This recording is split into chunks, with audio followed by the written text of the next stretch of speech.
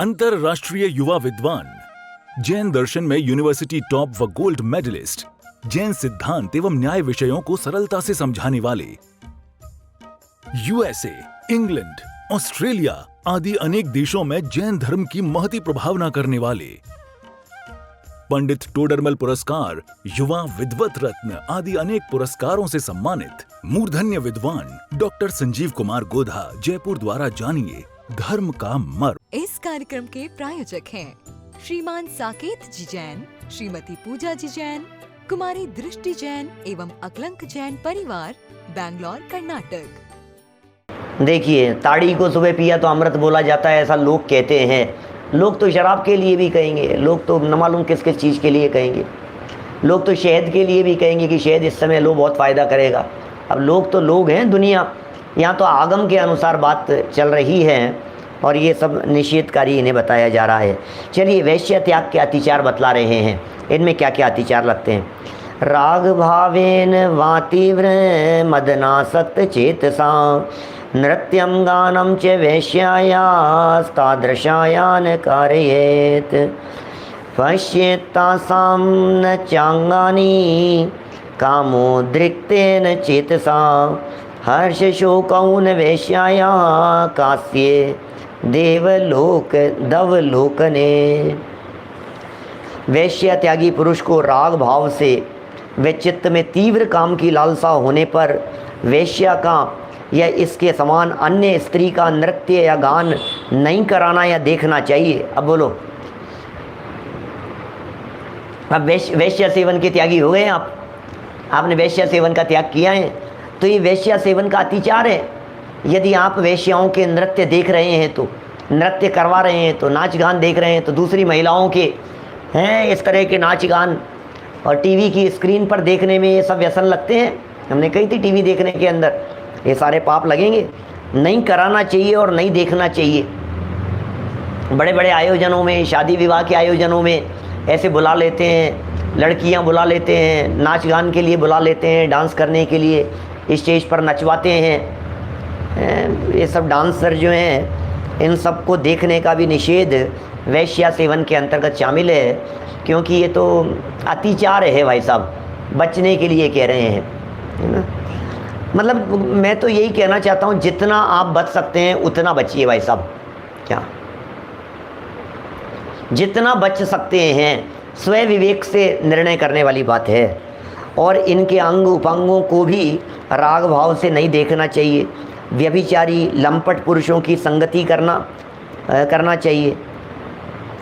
चाहिए तथा दुख देने वाले ये नहीं करना चाहिए। पिछले वाले पैराग्राफ लाइन के साथ ही जुड़ेगा, ये नहीं देखना चाहिए और नहीं ही व्यभिचारी लंपट पुरुषों की संगति करना चाहिए। ऐसा है, कुछ शब्द छूट गया है ऐसा लगता है, देखना चाहिए उसको। यहाँ अपने को नए ही शब्द और जुड़ जाना चाहिए। यहाँ दुख देने वाले व काम की तीव्रता को उत्पन्न करने वाले ऐसे शास्त्रों को भी नहीं पढ़ना चाहिए। लो, वैश्य त्याग के अंतर्गत ऐसी बातों को नहीं पढ़ें जो व्यसन विषय कषाय की बातें उत्पन्न करने वाली हों, तथा ऐसे भंड वचन भी नहीं बोलना चाहिए जिनके सुनने से काम जागृत हो जावे। हाँ तक अतिचारों की कथाएं सुनाएं। न ऐसे शरीर चेष्टा करनी चाहिए, न हंसी मजाक करनी चाहिए जिससे व्रत भंग हो जावे। माने ये बहुत सावधानियों की बातें कह रहे हैं भाई साहब। आप काय चेष्टा भी मत करो, ऐसे व्रत भंग जैसे काम भी मत करो, ऐसे उठपटांग हंसी मजाक भी मत करो। वास्तव में स्त्री पुरुषों के बीच में, लड़के लड़कियों के बीच में किसी भी तरह की ऐसी हंसी मजाक नहीं होनी चाहिए। क्या कि ये सब अतिचार की श्रेणी में जाता है, ये व्यसन की श्रेणी में कन्वर्ट हो जाएगा आगे जा कर के। मजाक बनाना, प्रशंसा करना, कैसे कैसे शब्दों के प्रयोग किए हैं। रत्नकरण श्रावकाचार खोल करके देखो, अभी अपन ये पढ़ रहे हैं संयम प्रकाश। आप रत्नकरण श्रावकाचार खोल करके देखेंगे तो उसमें और तरह की बातें आएंगी, बहुत बहुत डिटेल में लिखते हैं सदा सुखदास जी। तो चलिए, आखेट शिकार त्याग के अतिचार की तरफ बढ़ते हैं अपन आगे। जीव हिंसा कुभावेन चित्रम लेपादिकम मृदम नरतिर्यक समाकारम जीवम मृत्वान घातयेत अंगोपांगम ही तेषां हि नैव छिन्न द्यात्कुभावतः मृगया विरतो धीमान हिंसा पाप निवृत्तये। शिकार के त्यागी पुरुषों को जीवों की हिंसा के विचार से मिट्टी व रंग के बने हुए मनुष्य व तिर्यंचों के चित्रों का वध नाश नहीं करना चाहिए। अब बोलो, अब ये कितनी बड़ी बात कह दी है। अब शिकार के अंदर अपन ने किस तरह की बातें ली थी, एक अलग एंगल था। हमने जो शिकार का एंगल बतलाया था वो अलग एंगल था। अब शिकार के अतिचार में ये एक अलग एंगल बतला रहे हैं। एक ऐसा एंगल बतला रहे हैं, यदि आप शिकार के त्यागी हैं, तो मैं बनारसी दास जी की पंक्तियाँ भूल गया धीरे धीरे, बीच में बोलना, चलो लास्ट में ले लूँगा एक साथ, एक बार पूरा हो जाए फिर लास्ट में लेता हूँ मैं बनारसी दास जी की पंक्तियाँ एक साथ ले लूँगा मैं। चलो, कौन से चित्रों की बात कर रहे हैं? अरे आपने शिकार का त्याग किया है, या आपने कौन सी बेडशीट बिछा रखी है जिसके ऊपर हाथी घोड़े बने हुए हैं? नहीं भाई साहब, ये शिकार के अंतर्गत आएगा। अब बोलो, अब क्या करें? मिट्टी के ऐसे चित्रों को प्रयोग में नहीं लेंगे, शिकार करने वाले चित्रों को नहीं लगाएंगे, पशुओं के ऐसे चित्र जिनमें शिकार वगैरह झलक रहा हो, जिसमें हिंसा झलक रही हो, वो नहीं करेंगे। क्या कितनी बातें आ गई हैं, कितने ये जो फिगर्स वाले जो आते हैं ना, जिसमें तिर्यंचों के इस तरह के जो चित्र वगैरह बने हुए होते हैं, ऐसी टी शर्ट नहीं पहनेंगे, ऐसे कपड़े नहीं पहनेंगे, ऐसी साड़ियाँ प्रयोग में नहीं लेंगे क्योंकि वो धुलती हैं, वो कूटी जाती हैं। ऐसी रंगोली नहीं बनाएंगे जिस रंगोली के अंदर चित्र वगैरह ऐसे जानवरों के चित्र हों, पशुओं के चित्र हों, मयूर आदि बना दिए गए हों। क्या क्या तो कुछ होना चाहिए इस तरह का। बहुत सावधानी है, हम लोग कभी प्रयोग में नहीं लेते हैं इस तरह की चीज़ें, कभी नहीं। माने बरसों बरसों हो गए इन सब चीज़ों को जानते पहचानते हुए। कभी भी इस तरह की चीज़ें आप हमारे कपड़ों में, बच्चों के कपड़ों में, घर की चीज़ों में, सामानों में, वस्तुओं में, बेडशीट्स वगैरह में, कभी आप इस तरह के जिन खरीदते समय बराबर इस चीज़ को ध्यान में रखते हैं कि अरे ये इनके ऊपर तो हाथी घोड़े बने हुए हैं, इन पर तो ये बना हुआ है, इसके ऊपर तो ये गधे घोड़े क्या बना रखे हैं, नहीं नहीं ये नहीं चलेंगे, इस पे पैरट बना रखे हैं, इसके ऊपर पिकॉक बना रखे हैं, इसके ऊपर ये बना रखे हैं, नहीं नहीं नहीं चलेंगे हमारे, ये नहीं चलते हैं बिल्कुल भी, ऐसे कपड़े भी नहीं। ठीक है ना? तो ये सब इन्होंने कह दिया। यहाँ तिर्यंचों के चित्र वध नहीं करना चाहिए तथा इन चित्रों के अंग उपांगों का खंडन भी नहीं करना चाहिए। आप कहीं ऐसे चित्र बने हुए हैं, आप उसको फाड़ भी नहीं सकते, चित्र को भी नहीं फाड़ें आप। हमारे यहाँ तो पौराणिक प्रसंग है, आटे का मुर्गा बना करके उसे काटने वाला, आटे के मुर्गे को काट दिया, उसमें से खून निकल आया। क्या वो मुर्गे को मार देने जैसा महापाप लगा उसको? तो पशु आकार वाले बिस्किट नहीं, चॉकलेट नहीं, ये दीपावली के समय पर बहुत सारे इस तरह के चीनी के बने हुए आते हैं, शुगर के बने हुए, अलग अलग शेप में बने हुए, वो भी नहीं लेना, नहीं खरीदना, नहीं लाना, नहीं तोड़ना, नहीं, बराबर सावधानी रखना। खंडन भी नहीं करना चाहिए, किसी प्रकार के छेदन भेदन नहीं करना चाहिए। चलिए और आगे बढ़ते हैं। अचौर्य के अतिचार देखिए अब जरा। अचौर्य के, चोरी करने संबंधी दोष, हमने चोरी का त्याग कर दिया, अब कहाँ कहाँ अतिचार लग रहे हैं। पर द्रव्यादिकम वस्तु वंचनम ग्रहणम हठात चौर्यार्थ ग्रहणम चौर्यादि प्रयोग प्रदर्शनम क्रय विक्रय के वापी न्यूनाधिक प्रवर्तनम अचौर्य व्रति कोति चारान्यान्नपि संत्यजेत। अर्थात चोरी का त्याग करने वालों को दूसरे के धन को ठगना, चोरी का तो त्याग है, फिर धन कैसे ठग लिया भाई साहब?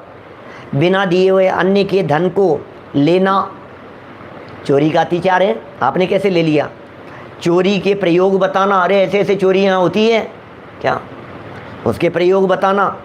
माल के लेन देन के लिए तोलने नापने के साधन बांट व गजाधिक कम व अधिक रखना आदि सबका त्याग करना चाहिए। हीनाधिक मानोन्मान प्रतिरूपक व्यवहार, ऐसे आचार्यानुव्रत के अतिचार बतलाएं उमा स्वामी आचार्य देव ने। कितनी कितनी सावधानियां हमारे आचार्यों ने चरणानुयोग के ग्रंथों में, मूल ग्रंथों में, तत्वार्थ सूत्र जैसे ग्रंथों में इसमें सावधानी की बातें बतलाई है, फिर भी हम समझते ही नहीं है। कम पैसे के अंदर कोई चीज़ मिल रही है, हमें 100% मालूम है कि ये चीज़ चोरी की होगी। अब जब चोरी की चीज़ है तो आप क्यों खरीद रहे हो भाई? अरे कोई बात, पर क्या फ़र्क पड़ गया, क्या फ़र्क पड़ गया, अपने कम पैसे में मिल रहा, अपने को क्या मालूम यार, अपन तो पैसे दे करके खरीद रहे हैं। अरे नहीं भाई, चोरी तो चोरी है, आप चोरी को बढ़ावा दे रहे हो, आप कालाबाजारी को बढ़ावा दे रहे हो, इसलिए सावधान रहो। चलिए, पर स्त्री त्याग के अतिचार अंतिम प्रकरण है। कुमारी रमणम रंडायाश्य संयोजनादिकम गुदादि मैथुनम हस्त क्रीडाम वा काम सेवनम काम तीव्राभिलाषम वा इत्वरिकादि सेवनम पर स्त्री विरतो मुंचेत गांधर्वादि विवाहकम। ओ क्या कह रहे हैं? पर स्त्री त्यागी के लिए कुमारी से रमण करना, क्या विधवा से संबंध रखना, गोदा मैथुन, हस्त मैथुन, काम तीव्र अभिलाषा, इत्वरी का गमन, माता पिता की आज्ञा के बिना विवाह करना। कल की थी चर्चा इसकी, कल ही तो किया था ये प्रकरण। माता पिता की आज्ञा के बिना विवाह करना आदि सभी अतिचार कहलाते हैं। ये सब अतिचार हैं, इसलिए मन वचन काय से इनका त्याग करें। मन से, वचन से और काय से इन सब बातों का त्याग कर देवें, दृढ़ता से इन सब बातों का पालन करें। और हमने जो सावधानियां कल आपको बतलाई थी, मोबाइल सबसे बड़ी असावधानी का कारण है, तो मोबाइल से सतर्क हो, साहब वो रह गए, आप बच गए तो सबसे बच गए, सीधी सी बात है, इसमें क्या है। इसलिए बराबर इस चीज़ का आप बराबर कल जो अपन ने चर्चा की थी, उस चर्चा को वापस सुनते हुए भी, उसको प्रेरणा देते हुए भी, औरों को भी इस तरह की प्रेरणा देते हुए कि नहीं साहब बच्चे गेम खेलते हैं। कई मेरे पास में एक दो चर्चा हुई आपस में, बोले साहब आप तो कह रहे हो कि लॉक मत लगाओ, बच्चों को पासवर्ड बता करके रखो, और आप ये कह रहे बच्चे खेलते हैं, गेम खेलते रहते हैं, मोबाइल छोड़ते नहीं हैं। आप दूसरे उपाय कीजिए बच्चों के लिए, आप गेम मत रखिए, उसके अंदर गेम डिलीट करके रखिए, डाउनलोड फैसिलिटी मत रखिए, तो आप उसको बच्चों से उसको बचा सकते हो। वो अलग तरह की बातें हो गई हैं। चलिए, इनका निश्चय पक्ष, अशुभ में हार शुभ जीत यह द्युत कर्म देह की मगनताई यह मास बखीबो। क्या अशुभ में हार, अब दिन रात तो जुआ खेल रहा है, जुए का त्याग कर दिया है। निश्चय जुआ की बात है भाई साहब। क्या अशुभ में हार, क्या अशुभ में हार शुभ जीत यह द्युत कर्म मतलब जुआ, और देह की मगनताई यह मांस बखीबो। और मांस भक्षण क्या होता है? दुनिया किसे मांस भक्षण कहती है? बनारसी दास जी किसे मांस भक्षण कह रहे हैं? ये समय सार के गहन अध्येता बनारसी दास जी द्वारा लिखी गई पंक्तियाँ हैं। मैं मोटा हो गया, मैं पतला हो गया, मेरा वजन बढ़ गया, मेरा वजन कैसे बढ़ सकता है, मैं मोटा कैसे हो सकता हूँ? तो मांस बढ़ाने की बात कर रहा है, और क्या है? देह तो मांस है, शरीर तो मांस का टुकड़े हैं, और क्या है? मांस के लोथड़े हैं। मांस के प्रति आकर्षित हो रहा है, मांस की सुरक्षा चाह रहा है, मांस को बचाना चाह रहा है, और मांस के प्रति आसक्ति हो रही है, इसी का नाम तो मांस भक्षण है। तो क्या कह दिया है? अशुभ में हार शुभ जीत यह द्युत कर्म देह की मगनताई यह मास बखीबो। मोह की गहल सो अजान यही सुरापान कुमति की रीति गणी का को रस चखीबो। ओह क्या बातें कही है? मोह की गहल सो अजान यही सुरापान कुमति की रीति, कुमति खोटी बुद्धि, उसकी रीति, उसको कह रहे हैं ये तो वैश्य सेवन है। खोटी बुद्धि यदि रखता है तो, बुद्धि यदि खोटी है तो वैश्य सेवन समान है। और मोह की गहल में यदि रहता है, मोह के नशे में यदि रहता है, वही सुरापान है, वही शराब है। मोह महामद पियो अनादि, दौलत राम जी ने ऐसा प्रयोग किया ना, मोह महामद, ये मोह रूपी महान शराब है। कौन से बाहरी शराब की बात करें भाई साहब, ये तो मोह रूपी शराब की बात है। क्या अनादिकाल से पी रहा है, होश में नहीं है, होश में नहीं है, मोह की शराब को पी करके। असली शराब, अरे बाहर की शराब का त्याग तो अनंत बार किया, लेकिन मोह मदिरा को पीता रहा। मोह मदिरा को पीते हुए ही त्याग किया है। दर्शन मोह रूपी यदि मदिरा का सेवन नहीं हुआ होता तो फिर ये सप्त व्यसन स्वयमेव छूट जाते। क्या फिर तो आत्मा का स्वाद आता, चैतन्य का स्वाद लिया जाता। तो क्या बातें हो गई, 4 व्यसन हो गए यहां तक। पहला कौन सा? अशुभ में हार शुभ जीत। विनू भाई क्या है ये? अशुभ में हार और शुभ जीत क्या है ये? सामने वाले ने 2 शब्द खरी खोटी सुना दी, चेहरा मुरझा गया, ओ उदास हो गया। और सामने वाले ने थोड़ा सा प्रशंसा की, खिल गया, उत्साह आ गया, इसके अंदर जोश आ गया, उत्साह से भरा हुआ दिखाई देता है। अरे भाई ये तो है जुआ, और क्या है? अशुभ में हारे शुभ जीते, यह द्युत कर्म देह की मगन ताई, यह मास बखीबो। मोह की गहल सो अजान, यही सुरापान। शराब सेवन है। मोह की गहल सो अजान, यही सुरापान। और कुमति की रीति, बुद्धि खोटी चलती है, उल्टी चलती है बुद्धि, उल्टा ही सोचता है हर चीज के अंदर, उल्टी उल्टी उल्टी। बोले ये तो वैश्या सेवन की तरह है, क्योंकि वैश्या सेवन में क्या होता है, वो प्यार कर रही है पैसे से और बुद्धि चल रही है इसकी भ्रष्ट, इसको समझ में नहीं आ रहा, इसे लगता है मुझसे प्यार कर रही है। तो जिनकी बुद्धि खोटी होती है वे गलत कार्य करते हुए भी उसे गलत नहीं समझते हैं। ये बात यहाँ कही जा रही है। कुमति की रीति गणिका को रस चखी वो। फिर आगे, निर्दय हुए प्राण घात कर वो यह शिकार, पर नारी संग पर बुद्धि को परखी वो। निर्दय हुए प्राण घात, निर्दयी होकर के प्राण घात कर दिए गए, ये तो शिकार है। निर्दयी होकर के, दया नहीं थी, करुणा का भाव नहीं था। ओहो, बच्चों के प्रति करुणा नहीं थी, साधर्मियों के प्रति करुणा नहीं थी, कर्मचारियों के प्रति करुणा नहीं थी। भाई साहब, उन्होंने उनके प्राणों का हरण कर लिया। ये तो शिकार है। शिकार की और तीसरे प्रकार की नई व्याख्या। एक शिकार की व्याख्या में हमने 2 इंद्रिय 4 इंद्रिय पशुओं के शिकार की बात कही थी। ये शिकार की पहली तरह की व्याख्या। शिकार की दूसरी प्रकार की व्याख्या, जिसमें ये कहा गया कि पशु पक्षी जिसके ऊपर बने हुए हों, ऐसे कपड़ों को भी प्रयोग में नहीं लेना, ऐसे पदार्थों को भी प्रयोग में नहीं लेना, ऐसे वस्तुओं को या ऐसे चादर वगैरह को भी अपनी जगह पर नहीं बिछाना। ये दूसरे प्रकार का शिकार का अर्थ किया अपन ने, दूसरे प्रकार से। और तीसरे प्रकार से और शिकार का अर्थ कर रहे हैं यहाँ। आप यदि अपने कर्मचारियों के ऊपर अपने क्रोध का आक्रमण करते हैं तो वे बेचारे आपके क्रोध के शिकार हो जाते हैं। शिकार हो गए ना, शिकार बोलते हैं कि नहीं, अरे ये बेचारा क्रोध का शिकार हो गया। दादा क्या हिंसा वाले प्रवचन में है ना, मास्टर जी घर पर अपनी पत्नी से झगड़ करके आए और क्लास में आकर के उन्होंने पूरा का पूरा गुस्सा क्या किसके ऊपर उतार दिया, बच्चों के ऊपर उतार दिया। तो वे बच्चे बेचारे क्रोध के क्या हो गए, शिकार। ये भी शिकार है।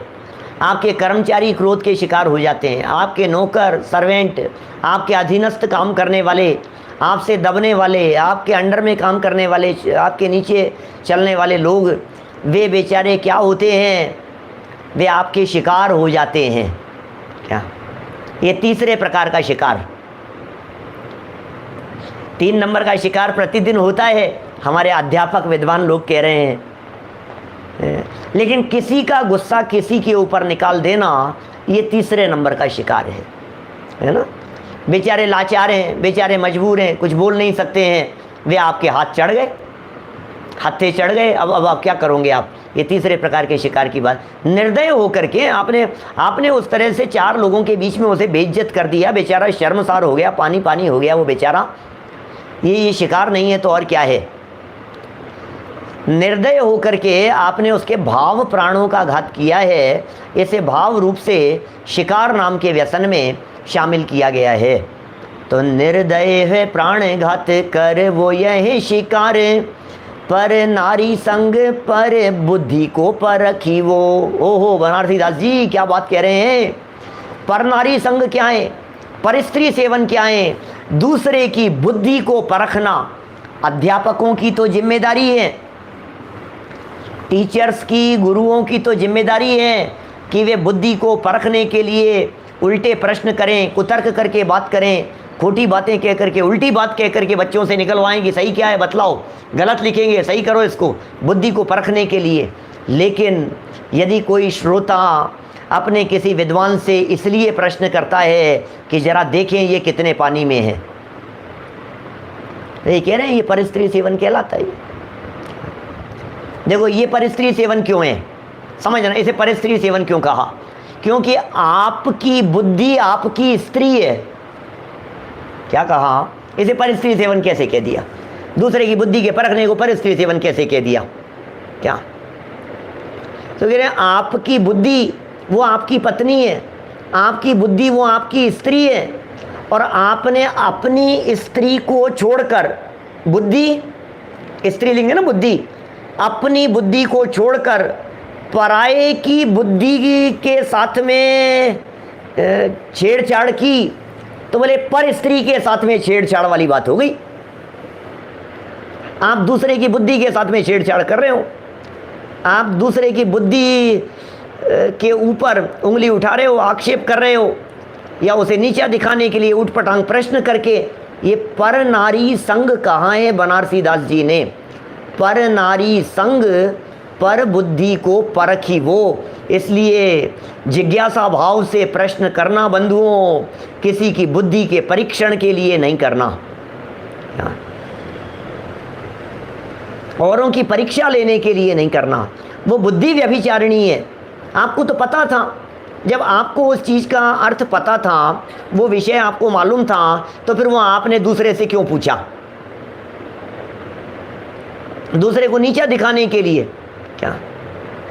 संजीव जी साहब दिल्ली से ऐसी बात हो रही है, आप जो दूसरों की बुद्धि को परख रहे हो जबरदस्ती, अच्छा बताओ ऐसा है कि तुम ज़्यादा होशियार समझते हो, जरा बताओ ऐसा, इसका अर्थ बतलाओ, चलो इसका अर्थ बतलाओ तो जाने। तो भैया तुम हमें क्यों परख रहे हो, तुम्हें आता हो तो बता दो, नहीं आता हो तो हमें क्यों नीचा दिखाने की चेष्टा कर रहे हो। इसे परस्त्री सेवन का है निश्चय से, क्या बातें सूक्ष्म है लेकिन निश्चय से प्रतिपादन है। तो जनागम में ये विवक्षाएं भी आखिर निश्चय नहीं की विवक्षा से, परमार्थ की दृष्टि से, सूक्ष्म विवेचन की दृष्टि से बनारसी दास जी ने की है। ये बातें भी तो हमारे को पता तो होनी ही चाहिए ना, तभी तो हम बचने का प्रयास करेंगे। समझ लीजिए आप, हमें पता लग गया जुआ के संदर्भ में, तो हम कोशिश तो करेंगे ना कि ज़्यादा पुण्य पाप कर्म के उदय में पुण्य पाप फल माई हरक बिल्को मत भाई, ये कोशिश तो करेंगे। देह की मग्नता मांस भक्षण है, तो कोशिश तो करेंगे यार ठीक है, कमज़ोर हो रहा है तो होने दो, वजन कम हो गया तो होने दो, बढ़ गया तो बढ़ जाने दो। अपना क्या बढ़ गया, शरीर का वजन बढ़ गया तो मेरा क्या बढ़ गया, और शरीर का घट गया तो मेरा क्या घट गया। तो इस तरह का विचार करके कम से कम अपने को उस मांस भक्षण से बचना तो चाहिए। मोह की गहल को सुरापान कह करके पुकारा गया, कुमति की रीति गणिका को रस चखी वो, और ये दो और बोल दिए ना अभी इसके बाद में क्या क्या कह दिए हैं, निर्दय है प्राण घात कर वो यही शिकार, और पर नारी संग पर बुद्धि को परखी वो। और फिर अंतिम बोलते हैं चोरी संबंधी, प्यार सो पर आई सोंझ कही वे की चाह गही वे की चाह चोरी। क्या, प्यार सो पर आई सोंझ, सोंझ मतलब वस्तु, प्यार सो पर आई सोंझ गही बे की चाह चोरी। क्या, ए सातों वैसे न विडारी ब्रह्म लखी वो। कितनी सुंदर बात कह दी है। इस कार्यक्रम के प्रायोजक हैं श्रीमान साकेत जी जैन, श्रीमती पूजा जी जैन, कुमारी दृष्टि जैन एवं अकलंक जैन परिवार, बैंगलोर, कर्नाटक।